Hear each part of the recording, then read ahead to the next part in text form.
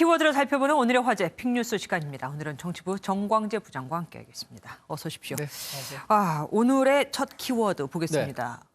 후궁이요? 조선시대도 아니고 왜 갑자기 후궁이 나온 겁니까? 이 후궁이라는 두 글자에 온종일 인터넷과 정치권이 아주 시끄러웠습니다.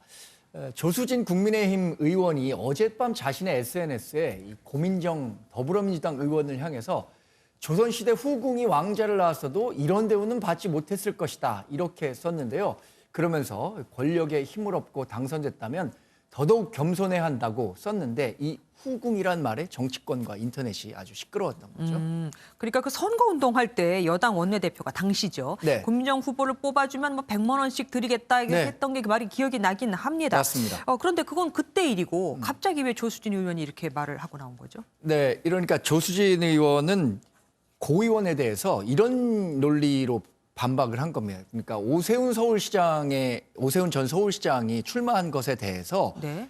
고민정 전 의원이 오세훈 전 시장에 대해서 광진을 주민들로부터도 선택을 받지 못했었는데 여전히 조건부 정치를 하는 게 안타깝다라고 썼었거든요. 네네. 이에 대해서 조 의원이 그러니까 오 전 시장을 대신해서 이 전쟁에 좀 참전한 거죠. 예, 알겠습니다. 지난번에 오신환 전 의원이 했던 말이 생각나기는 네. 해요. 그 경쟁했던 상대 후보에 대해 이렇게 경멸적인 인사를 반복하는 거는 뭐 정치의 예의가 아니다. 그렇게 나쁘다고 얘기를 했던 네. 기억이 나기는 합니다. 그런데 왕자 낳은 후궁이라는 표현을 두고 참 논란이 많던데요. 맞습니다. 그래서 당장 민주당이 발끈했죠. 허영 민주당 대변인의 얘기를 직접 한번 들어보겠습니다. 국민의힘 조수진 의원이 같은 여성 국회의원을 조선시대 후궁에 비유하며 역대급 성희롱성 막말을 했습니다. 그러면서 조 의원이 기자 시절이었던 2006년쓴 국회엔 정치인들이 생산해낸 배설물로 가득했다는 기사를 언급하면서 지금 조 의원이 뭘 하고 있는 중이냐 이렇게 되묻기도 했죠. 어쨌든 이렇게 정치 쟁점화가 될지는 몰랐을지 알았을지 모르겠지만 네. 조 의원도 가만히 있지 않았습니다. 네, 조 의원은 오늘 자신의 SNS에 또다시 글을 올렸는데요. 이 같은 정치 논란에 개의치 않겠다는 입장을 분명히 했습니다. 그리고 고민정 씨가 뭐길래라는 제목의 글을 다시 올렸는데 지난해 총선 당시 미래한국당 수석 대변인으로 썼던 고 씨가 그렇게 훌륭한 사람인지 미처 몰랐다 이런 글을 공유하기도 했습니다. 재밌는 건 이 고 의원을 둘러싼 논쟁임에도 불구하고 정작 고 의원은 아직 침묵하고 있다는 건데요. 조 의원의 도발에 어떻게 고 의원이 대응할지도 좀 관심입니다. 네, 두 번째 키워드 보겠습니다. 두 번째 키워드는 네. 고발 유감. 누가 한 말입니까?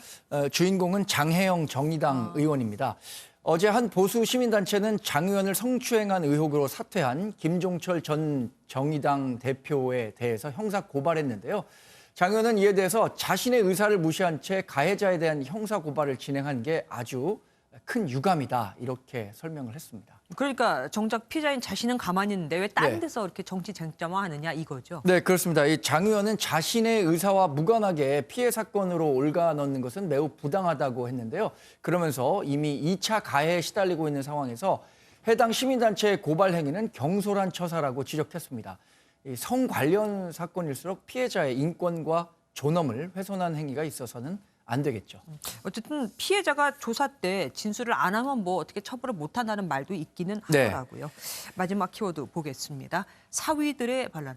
제가 과거에 딸들의 반란을 들어본 예. 적이 있는 것 같은데 사위들의 반란은 처음입니다.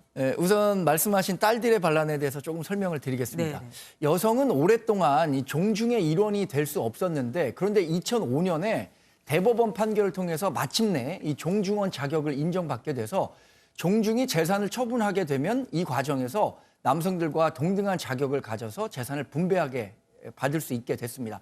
이때 이 딸들의 반란이라는 말이 나왔었는데 결과적으로는 이 반란은 그때 성공한 셈이 됐었던 거죠. 그러면은 이번에 나온 사위들의 반란은 뭡니까? 사위들 많이 좀 관심 있게 들으셔야 될 것 같아요. 최근 A 종중이 종중 재산을 처분하면서 이걸 아들과 며느리, 딸 이렇게 이 세 부류의 분들에게만 5천만 원씩을 나눠줬다는 거예요. 며느리까지도. 네. 그런데 이걸 보니까 사위들이 자신들은 왜 나눠주지 않느냐. 그렇겠네요. 좀 억울하다는 거죠. 그래서 소송을 제기한 건데요. 사위 측은 딸도 종중회원 자격을 가진다는 대법원 판례를 봤을 때 사위는 배제하고 며느리에게만 재산을 분배하면 아들과 딸 회원을 차별하는 행위라고 강조하고 있는데요.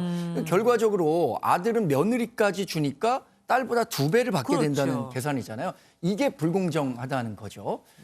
사위 측과 종중 주장이 팽팽히 맞서면서 합의점을 찾지 못하고 있는데 재판부가 오는 3월에 공판 기일을 열기로 했습니다. 이 결과가 벌써부터 좀 궁금해집니다. 결과 나오면은 꼭 알려주십시오. 네, 그렇게 지금까지 하겠습니다. 정치부 정광재 부장과 함께했습니다. 고맙습니다.